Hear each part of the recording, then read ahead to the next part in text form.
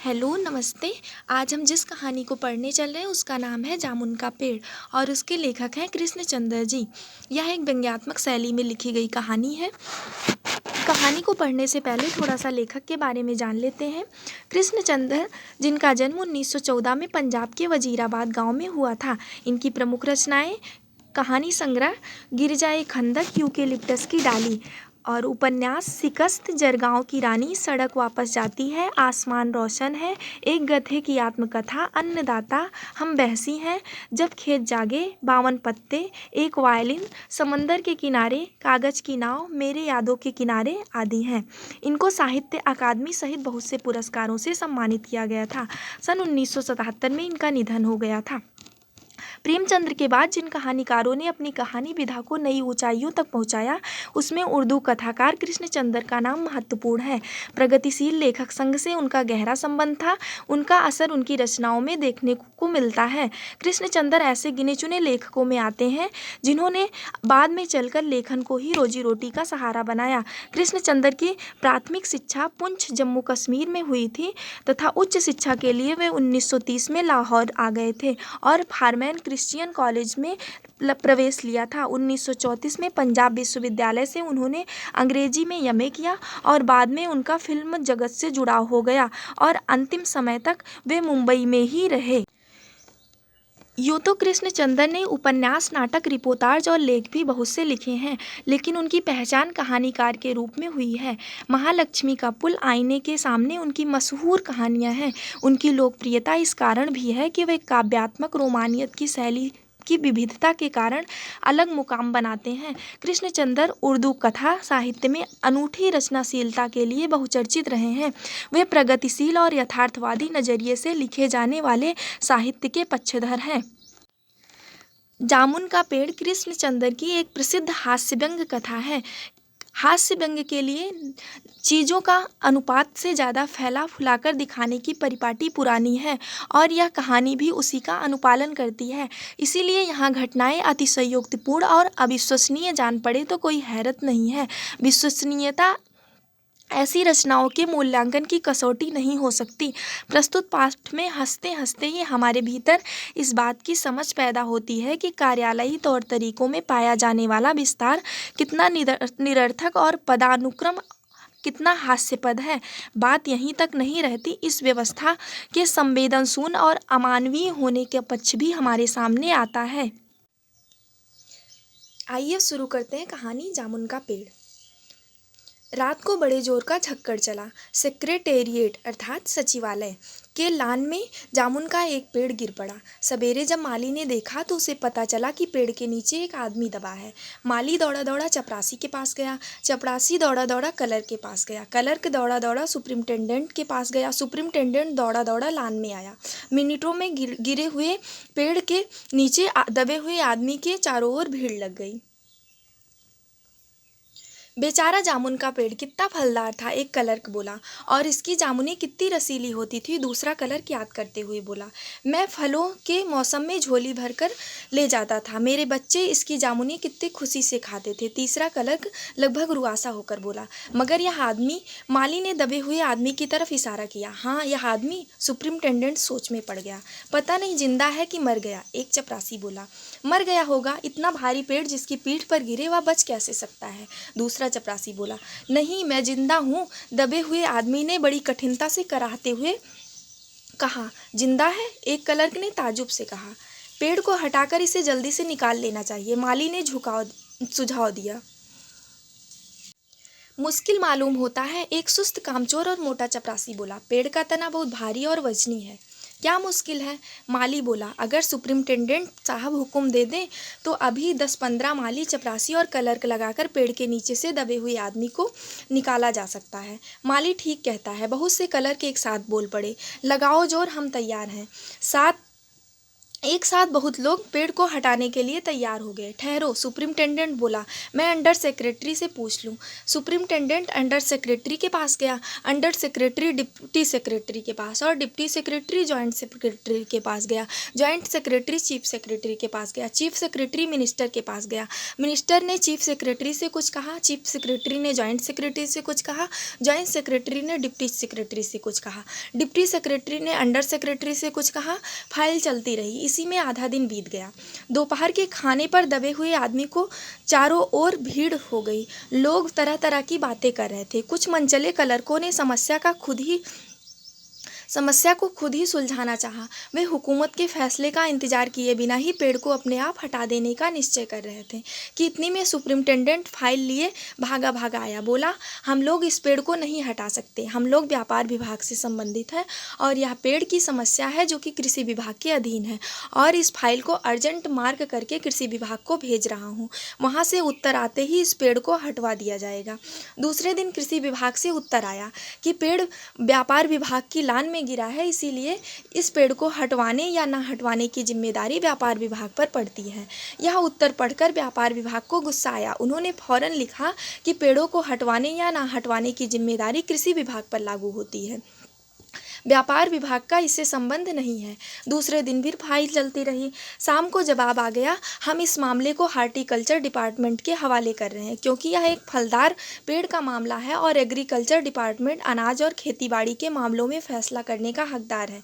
जामुन का पेड़ चूंकि एक फलदार पेड़ है, इसीलिए यह पेड़ हार्टिकल्चर डिपार्टमेंट के अंतर्गत आता है।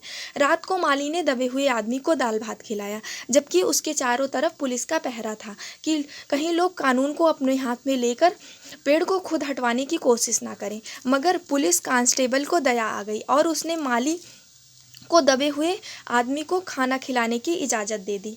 माली ने दबे हुए आदमी से कहा, तुम्हारी फाइल चल रही है, उम्मीद है कि कल तक फैसला आ जाए। दबा हुआ आदमी कुछ नहीं बोला। माली ने पेड़ के तने को ध्यान से देखकर कहा, अच्छा हुआ कि तना तुम्हारे कूल्हे पर गिरा है, अगर कमर पे गिरता तो रीढ़ की हड्डी टूट जाती। दबा हुआ आदमी फिर भी कुछ नहीं बोला। माली ने फिर कहा, तुम्हारा यहाँ कोई वारिस है तो मुझे उसका आता पता बताओ, मैं उसे खबर देने की कोशिश करूँगा। मैं लावारिस हूँ, दबे हुए आदमी ने बड़ी मुश्किल से कहा। माली ने खेद प्रकट करता हुआ वहाँ से हट गया। तीसरे दिन हार्टिकल्चर डिपार्टमेंट से जवाब आ गया। बड़ा कड़ा जवाब और व्यंग्यपूर्ण था। हार्टिकल्चर डिपार्टमेंट का सेक्रेटरी साहित्य प्रेमी जान पड़ता था। उसने लिखा, आश्चर्य है, इस समय जब हम पेड़ लगाओ स्कीम ऊंचे स्तर पर चला रहे हैं, हमारे देश में ऐसे सरकारी अफसर मौजूद हैं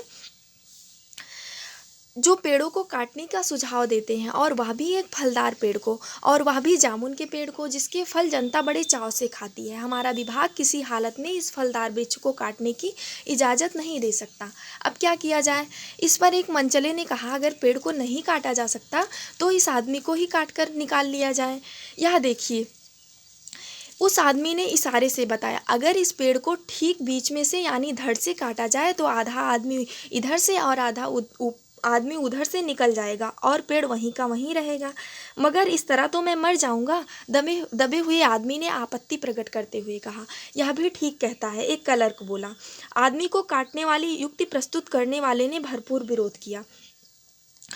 आप जानते नहीं हैं आजकल प्लास्टिक सर्जरी कितनी उन्नति कर चुकी है। मैं तो समझता हूँ कि इस आदमी को बीच में से काटकर निकाल लिया जाए तो प्लास्टिक सर्जरी से धड़ के स्थान पर इस आदमी को फिर से जोड़ा जा सकता है।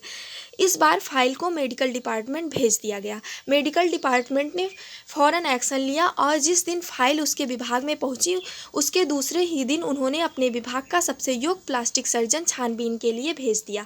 सर्जन ने दबे हुए आदमी को अच्छी तरह टटोलकर उसका स्वास्थ्य देखकर खून का दबाव देखा, नाड़ी की गति को परखा, दिल और फेफड़ों की जाँच करके रिपोर्ट भेज दी कि इस आदमी का प्लास्टिक ऑपरेशन तो हो सकता है और ऑपरेशन सफल भी होगा, मगर आदमी मर जाएगा। इसीलिए यह फैसला भी रद्द कर दिया गया। रात को माली ने दबे हुए आदमी के मुंह में खिचड़ी डालते हुए उसे बताया कि अब मामला ऊपर तक चला गया है। सुना है कि कल सेक्रेटरी के सारे सेक्रेटेरियों की मीटिंग है, उनमें तुम्हारा केस रखा जाएगा। उम्मीद है कि काम ठीक हो जाएगा। दबा हुआ आदमी एक आह भरते हुए बोला, ये तो माना था कि तगाफुल न करोगे, लेकिन खाक हो जाएंगे हम तुमको खबर होने तक। माली ने अचंभे से मुंह में उंगली दबा ली और चकित भाव से बोला, क्या तुम शायर हो? दबे हुए आदमी ने धीरे से सिर हिला दिया।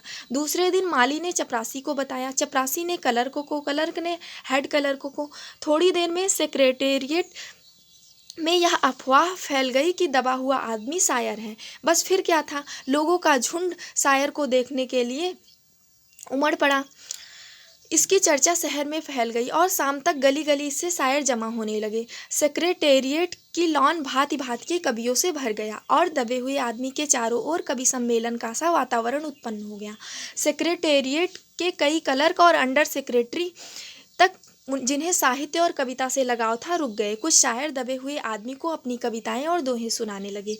कई क्लर्क उसको अपनी कविता पर आलोचना करने को मजबूर करने लगे। जब पता चला कि दबा हुआ आदमी एक कवि है तो सेक्रेटेरिएट की सब कमेटी ने फैसला किया, चूंकि दबा हुआ आदमी एक कवि है इसीलिए इस फाइल का संबंध ना एग्रीकल्चर डिपार्टमेंट से है ना हार्टिकल्चर डिपार्टमेंट से है, बल्कि यह सिर्फ कल्चरल डिपार्टमेंट से है।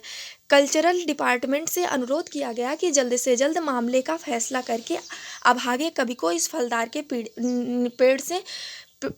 पेड़ से छुटकारा दिलाया जाए। फाइल कल्चरल डिपार्टमेंट के अनेक विभागों से गुजरती हुई साहित्य अकादमी के सेक्रेटरी के पास पहुंची। बेचारा सेक्रेटरी उसी समय अपनी गाड़ी में सवार होकर सेक्रेटेरिएट पहुंचा और दबे हुए आदमी से इंटरव्यू लेने लगा। तुम कवि हो? उसने पूछा। जी हाँ, दबे हुए आदमी ने जवाब दिया। किस उपनाम से सुशोभित हो? ओस। ओस, सेक्रेटरी ने चीखा। क्या तुम वही ओस हो जिसका गद्य संग्रह ओस के फूल अभी हाल में ही प्रकाशित हुआ है? दबे हुए आदमी ने हुंकार में सिर हिलाया। क्या तुम हमारी अकादमी का मेंबर हो? सेक्रेटरी ने पूछा। नहीं। आश्चर्य है, सेक्रेटरी जोर से चीखा। इतना बड़ा कवि, ओस के फूल का लेखक, और हमारी अकादमी का मेंबर नहीं है? उफ, कैसी भूल हो गई। हमसे कितना बड़ा कवि है और कैसी अंधेरी गुमनामी में दबा पड़ा है। गुमनामी में नहीं, एक पेड़ के नीचे दबा हूँ। कृपया करके मुझे इस पेड़ के नीचे से निकालिए, अभी बंदोबस्त करता हूँ। सेक्रेटरी फौरन बोला और फौरन उसे अपने विभाग में रिपोर्ट की। दूसरे दिन सेक्रेटरी भागा भागा कवि के पास आया और बोला, मुबारक हो, मिठाई खिलाओ। हमारी सरकारी साहित्य अकादमी ने तुम्हें अपनी केंद्रीय शाखा का मेंबर चुन लिया है। यह लो चुनाव पत्र, मगर मुझे इस पेड़ के नीचे से निकालो, दबे हुए आदमी ने कराह कर कहा। उसकी सांस बड़ी मुश्किल से चल रही थी और उसकी आंखों से मालूम होता था कि वह घोर पीड़ा और दुख में पड़ा है।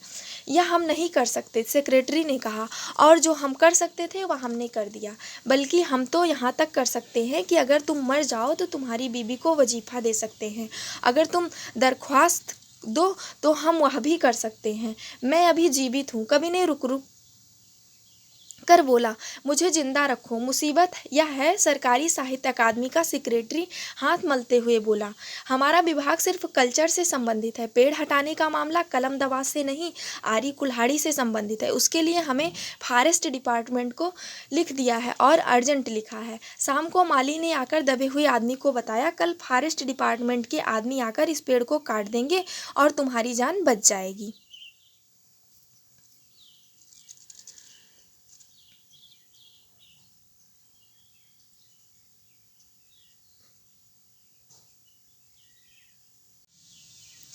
माली बहुत खुश था। दबे हुए आदमी का स्वास्थ्य जवाब दे रहा था, मगर वह किसी न किसी तरह अपने जीवन के लिए लड़े जा रहा था। कल सवेरे तक किसी न किसी तरह उसे जीवित रखना है। दूसरे दिन जब फॉरेस्ट डिपार्टमेंट के आदमी ने आरी कुल्हाड़ी लेकर पहुंचे तो उसको पेड़ काटने से रोक दिया गया। मालूम हुआ कि विदेश विभाग से हुक्म आया है कि इस पेड़ को ना काटा जाए। कारण यह था कि इस पेड़ को 10 साल पहले पिटोनिया राज्य के प्रधानमंत्री ने सेक्रेटेरिएट की लॉन में लगाया था। अब अगर यह पेड़ काट दिया गया तो इस पेड़ का काफ़ी अंदेशा था कि पिटोनिया सरकार से हमारे संबंध सदा के लिए बिगड़ जाएंगे। मगर एक आदमी की जान का सवाल है, एक क्लर्क चिल्लाया।